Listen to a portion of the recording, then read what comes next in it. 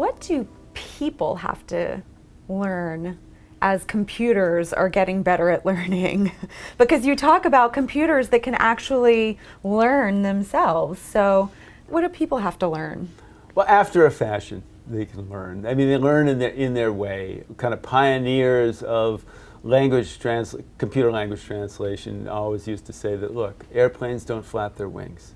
They do it differently. Sometimes they can do an equivalent, and often they can't. And the realm for human sort of judgment and guiding these machines, even no algorithm is neutral. It's written by a human being, right? So values go into, values in the broader sense, right?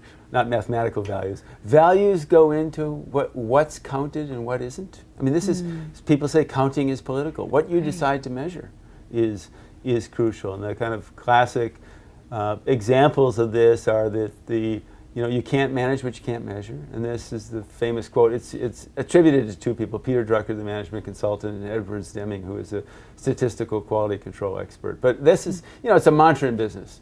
And there's a lot of truth in it. The other one is that, not everything that counts can be counted, and not everything that can be counted counts. It's usually attributed to Einstein. But it's actually, there's a guy named William Bruce Cameron, a sociologist, who's probably the one who said it first. But it doesn't, again, neither one of these matter who said it. And there's truth in both of those things. And I think the latter side is what we're really talking about.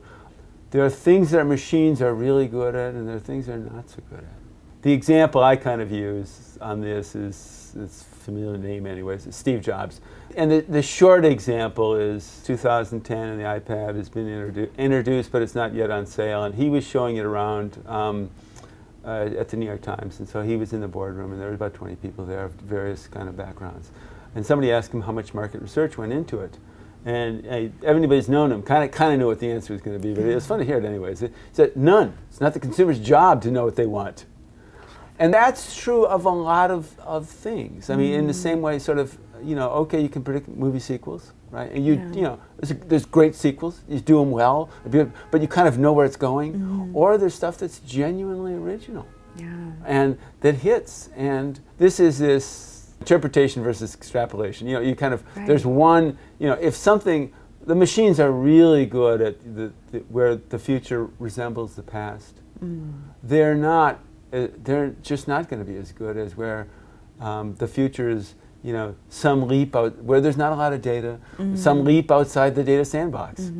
So that's always going to be the role for people. And the other thing is again, this intuition experience. Again, it has its place in a big way. And that's why the short answer on this, on all this sort of technology is, be guided by it, but not ruled by it. It's a useful and powerful tool, but that's what it is, it's a tool.